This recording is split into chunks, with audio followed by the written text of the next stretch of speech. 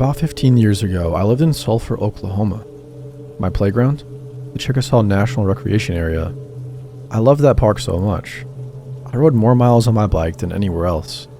I've walked nearly every trail and ridden every road. Every day, I would ride my mountain bike up and down the trails and would be home by nightfall most days. One night, however, I had ridden out a bit further than usual. On my way back, I decided to ride the trail from an area known as Buffalo Springs, where they have live buffalo roaming and there was a large spring/fountain there for all to enjoy. As I was riding back, I knew the end of the trail was coming up and I would have to cross a stone bridge across the creek and then up the road to my home. It was dark at this time and all I had to use to see was the full moon. I was maybe a few hundred yards from it when I got a sharp pain in my left thigh. I stopped and looked around to see what just hit me.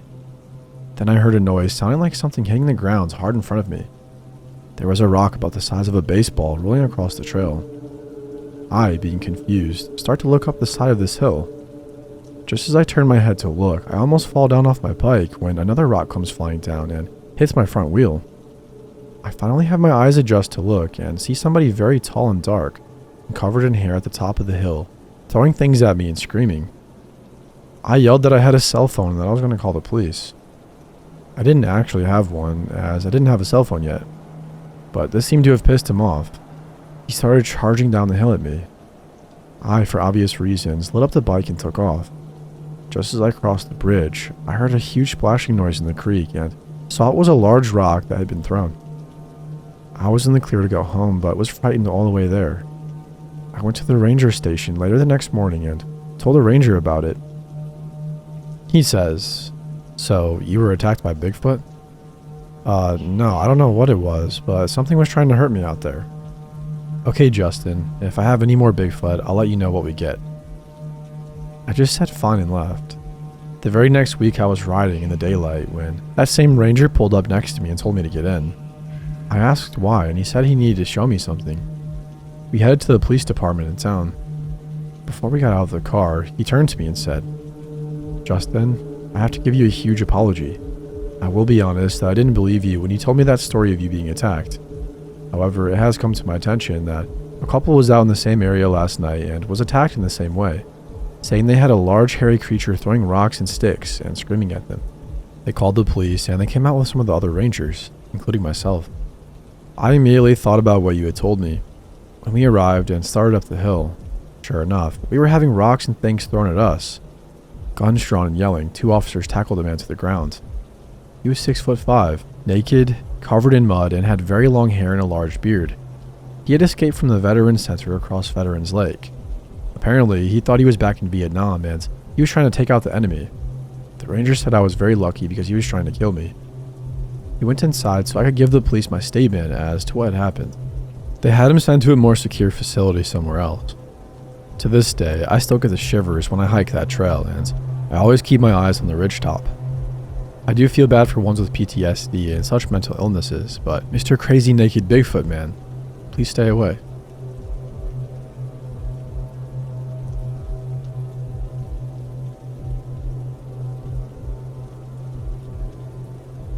So this happened over a year ago. Our oldest son, Caden, was 3 at the time, and our youngest son, Connor, was around 5 months old.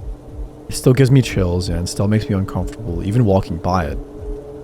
It was a January evening in Pennsylvania. It was dark outside with a couple of inches of snow on the ground. We had just finished eating dinner and I planned on giving our little one a bath. My husband drives a truck for work, so he isn't home very often. It is me and the boys during the week.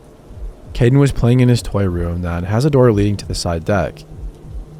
Little detail. We have no sensor light or even a porch light on that whole side of the house. At this time, we didn't use the back deck at all, only to use our grill on it during the summer months. It's not close to the sidewalk or the next street over. It's basically an open space of yard off of that deck. Anyways, Caden was playing in the toy room waiting for his turn to take a bath, while I brought Connor into the bathroom.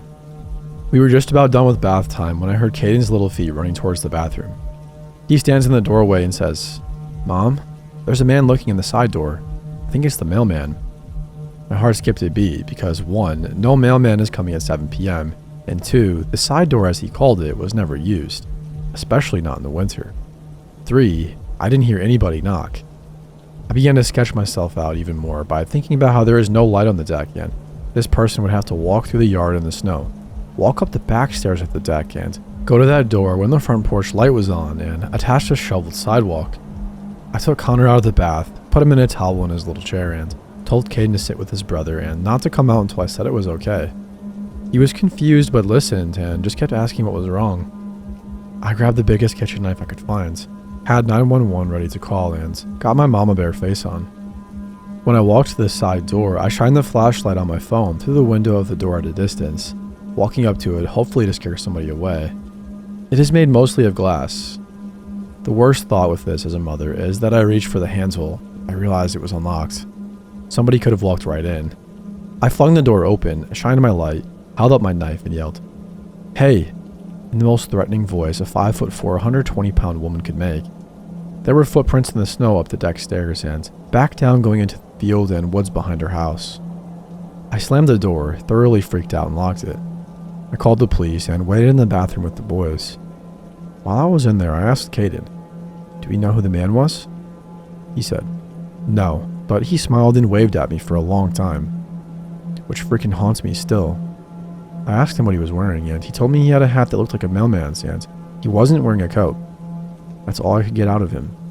The police officer came and searched the property with flashlights before coming inside. He asked me and Caden questions, and then informed me that he not only saw footprints leading up to the side deck, but also to the outside door to our basement and kitchen window on the other side of the house as well. He suggested that I have somebody come stay with us for the night, and they will continue to follow the footprints that were left in the snow, back to the field and woodline. My father-in-law slept on the couch that night with his gun being the closest relative to our house. My mother was a nervous wreck and I got very little sleep that night, and I never heard back from the police. I'm guessing tracks were lost through a bit of the woods. Caden still mentions it from time to time randomly, and we got a blackout curtain for that door. I'd still very much like to get better locks to be safe. My husband and my father think it might have been a man who saw me home alone while passing and wanted to hopefully sneak a peek. But why just stand and watch my child and go around the whole house, not by the front door or street? I really hope to never see that creep's face and hope he never smiles or waves to my child ever again.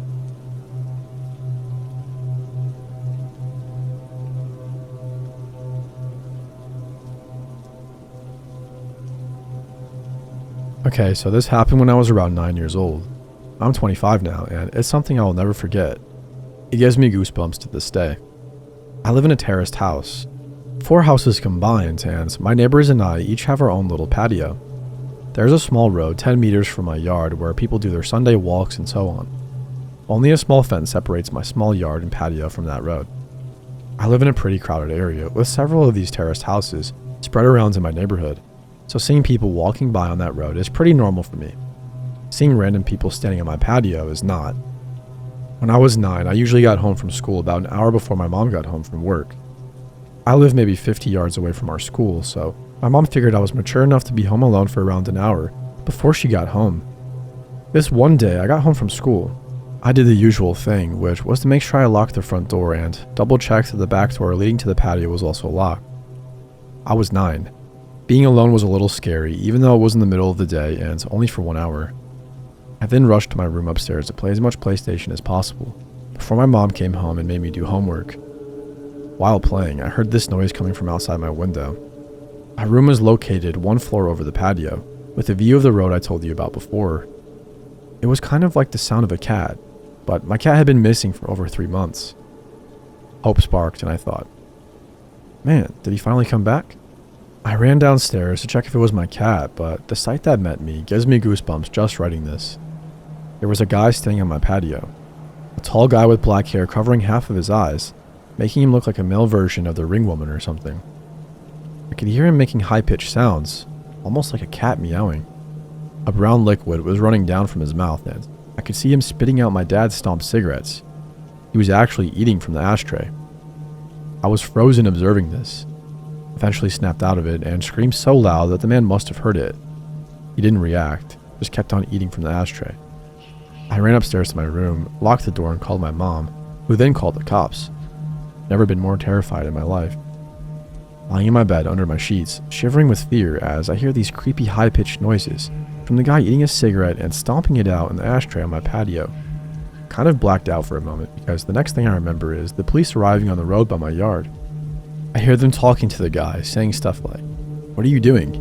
Get over here or we will come down and arrest you," and so on. He didn't respond, but the high-pitched sounds were more frequent and louder. I decided to look through the window, feeling safe now that the cops were there. I could see 2 police officers standing by my fence, 1 man and 1 woman. I did not see the creepy man, however, because he was standing directly 1 story under me and not in my field of view. The police jumped the fence, and I remember hearing the creepy guy screaming louder than anything I've ever heard before. He charged the female police officer with full force, and he knocked her out cold. The male officer then immediately tased the guy, leaving him shaking on the ground, screaming still. The policeman struggled to keep him on the ground while putting handcuffs on him, but eventually got it. After a while, he managed to wake up the female police officer, who seemed to be badly hurt. He called for backup and an ambulance, and then he saw me standing in the window above him. The expression on my face must have been something else, because he just looked at me and said, "I sure as hell hope you didn't see all that." And then I started to cry. By this time, neighbors started to arrive, wondering what the heck was going on. One of my neighbors, an elderly woman, made me come down and took care of me until my mom came back home. The police took the creepy guy with them in the car and left. Before they left, they promised to come back and talk to us about what happened. This is where the story takes an unexpected turn. The male police officer came back later that night and sat down with me and my mom to talk. He explained that the guy on my patio was actually diagnosed with severe autism. He'd escaped a facility where mentally challenged people lived, located about 5 kilometers from where I live. He explained that the guy had actually been living in my house 5 years ago, but he had been forced to move on when his mom, his only caretaker, died. The poor guy probably thought he would find his mom in my house. He missed the routines, and he missed living there with his mom. The police had to move him from the house that time 5 years ago because he was extremely strong from what I heard. He had extreme tensions in the body because of autism, making his muscles grow stronger and stronger throughout the years. This was the reason he reacted the way he did when the police came this day. Still frightened, I told the police officer that he needed to make sure this would never happen again, and he promised that it wouldn't. After a few sleepless nights, my life got back to normal. The years went by and the guy didn't come back. Until 1 year ago, at this time, my mom and dad had moved out. I actually bought the house from them, and I'm still living here today. I was enjoying my morning coffee on the patio when I saw this random guy stopping on the road by my fence. He just stands there looking at me. I look at him and give him a nod. Then I hear the high-pitched noises. Wow, it's him, I thought. His hair had turned gray, but the high-pitched sounds made me realize. My heart started racing, and I instantly remembered the reason why he was back. I realized that he must have managed to escape again. Because I kept my cool a bit longer than when I was 9, I started to realize how sorry I felt for the guy. 16 years later, and he was back to look for his mom. I decided to carefully ask him if he wanted to come down to the patio. He instantly jumped the fence. I started to think he might knock me out like he did to that police officer, but he didn't. He looked at me and smiled. I offered him to sit down. He didn't respond. I offered him to come inside, and he started laughing. We went inside. His face lit up with pure joy. He was home. It reminded him of the life he had with his mom. It almost made me tear up. All of a sudden, he sat down on my couch, turned on my TV, and switched directly to the cartoons. I observed him for a while.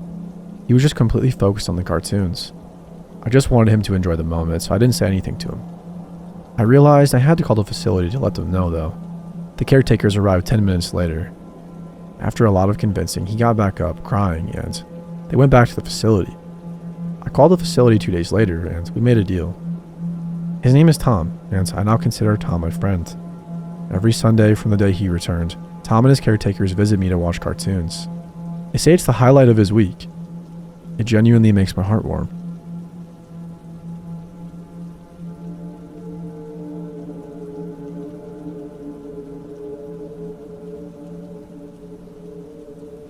So this story happened about 3 weeks ago, and I'm still scared shitless.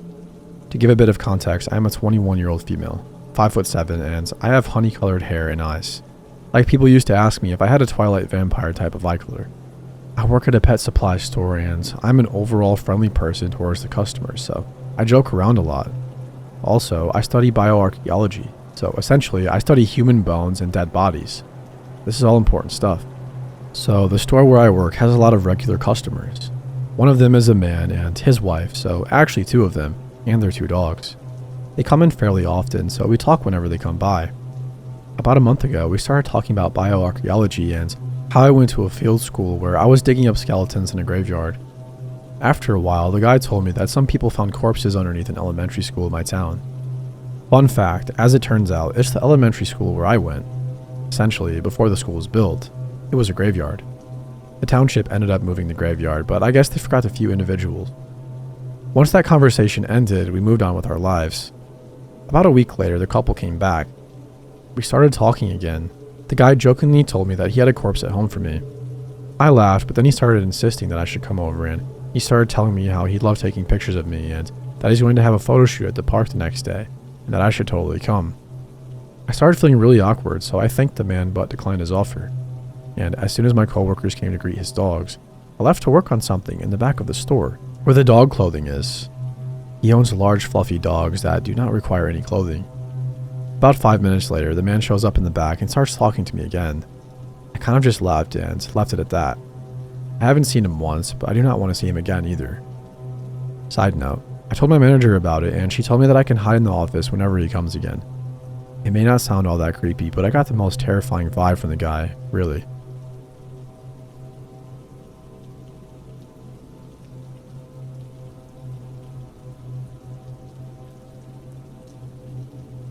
This happened in 2019, but still in the back of my mind. I worked at a Chick-fil-A. That night, I was supposed to close, but I left at like 8 p.m.-ish.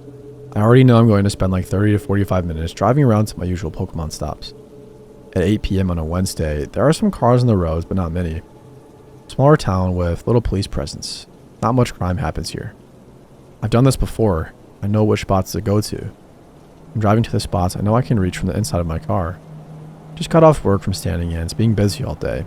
I wasn't about to go walking around when it was dark outside anyways. Places I know have little to no cars at them. I pull into the parking lot by the high school field, spin the stops, and click on a few Pokemon. I get ready to pull onto the residential street. I'm kind of just sitting at the stop sign for a bit. There are no cars behind me, and I'm not really in a hurry. Then I turn left onto the street. I see two cars in front of me, an older white SUV and a sedan in the front of that. They are about 4 blocks ahead. I notice the SUV isn't really in its lane. It's driving in the middle of the road like it wants to pass the sedan. It definitely could have just passed it. The road was really wide and there were no oncoming cars. I'm glancing down at my phone in the cup holder, trying not to go too fast. Kind of want walking points. Then I noticed the white SUV that was driving in the middle of the road is driving really slow on the shoulder of the road. Maybe they noticed me, wondering what I'm doing. Maybe I'm weirding them out. I click my phone shut and drive normally. I'm nearly behind the SUV now, and it speeds up quickly and takes a hard right turn onto a street. I see the SUV pull into a driveway. As I'm passing that side street, I see the SUV going in reverse. Now it's backing out the driveway. I'm behind the other sedan now, at a 4-way stop. In my rear view mirror, the white SUV is turning back onto the street. It's not going to be behind me. The sedan waits its turn at the 4-way stop, then turns left. I wait my turn, then go straight. I'm watching to see if the white SUV goes straight too, and it does. The SUV had to wait its turn at the 4-way stop, so I'm a good 4 to 6 blocks ahead of this residential street. I want to lose this car, so I'm going like 30 miles per hour when the speed limit is maybe 20. I turn behind the church strip mall. The church has a playground behind it, but it's pretty much an alleyway. I finally lost the SUV. I stopped in the alley, waiting, looking in my side mirror. And sure enough, the white SUV is barreling down the street. It almost passed me. It was going so fast, but it spots me and turns into the alley where I'm parked, coming towards my car. I'm freaked out at this point. This alley/street is dark. There are no streetlights. Stores in the strip mall are abandoned, but the church is on the other side and it's well lit. So I want to go there. I speed down the alley and around the building. The SUV is doing the same thing. I turn around the building and I can't see them in my rear view. I stop my car and park in front of the well-lit church doors, basically parked in the fire lane. I'm watching my rear view mirror, waiting for this car. I know it's back there and it's going to drive around me. They'll see it all as a misunderstanding. The SUV is there. It peeks around the building corner. They stop and wait a little bit before it turns towards where I'm parked. The SUV slowly drives by my car. They pass me slowly and I don't want to look at them. My peripheral vision, I see just one outline in the driver's seat. As they pass me, I can feel this person's eyes on me and can see their head turning. I'm uncomfortable, but I don't want to start a conversation with them. So I don't roll down my windows, and I do not want to look at them. I don't want to acknowledge them. I really just want them to see that I'm not who they probably thought I was. They pass me completely, and the SUV starts to drive towards the exit of the parking lot. But then the SUV starts to circle around again, making a big loop around in the empty church parking lot. My body fills with dread. I'm actually scared now. I gave them the benefit of the doubt, but now they're coming back around, and I don't know what they want anymore. When they start to circle back around, I take off out of that parking lot. But so do they. My car bottoms out, and I speed down the street. So does theirs. The police station is way out near the countryside on the outskirts of town, but there's a police annex on the street. Sometimes there are cops parked out front. I know I'm just going to park there, and if they're still following me, I'll call 911. This car is following me 100%. They have turned when I've turned, speed when I've sped. And as I've turned my blinker and taken right into the annex, they turned left. And they're gone. I told my friends and family about this quickly after. No one I knew drove that kind of car. It was also an older model, so I don't think it could have been a rental. I don't know anyone who would do this to me and think it was funny. I did make a police report, but I didn't get a license plate, so they couldn't do anything. I also know what kind of car it was. I would notice any other white SUV for months after, but I never saw the exact car again.